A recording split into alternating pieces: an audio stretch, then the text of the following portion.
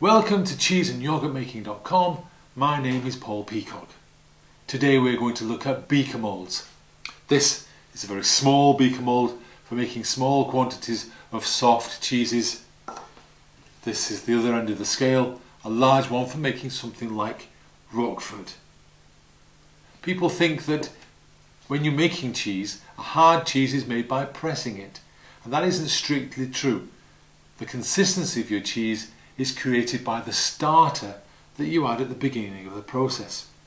These beaker moulds, of which this is the number 5, and I use this all the time for making all kinds of cheeses, from simple cottage cheese to a nice pressed creamy Lancashire cheese.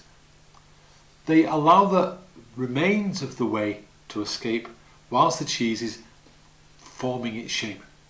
Some of them, like this one, this is a number 15, also known as a wide mould, is slightly conical, so that when you pour out your cheese, it has a conical shape.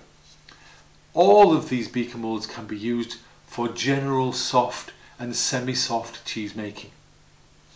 They're washable, they're sterilisable, and will last forever. But moulds like this can be multi-purpose. You can use them for all kinds of cheeses. This one I use for actually shaping a really lovely mascarpone. Cheese moulds are important because they give you, first of all, a good shape.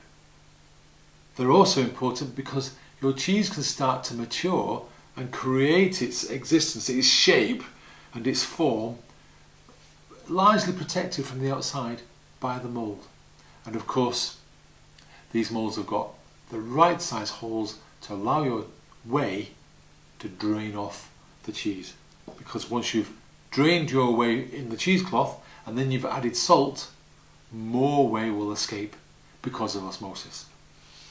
As a general rule, the softer your curds, the larger the cheese mould you're going to need. So if you're doing goat's cheese, then go for a larger mould. If you're doing sheep's cheese, then go for a smaller one. They're incredibly inexpensive and will literally last forever.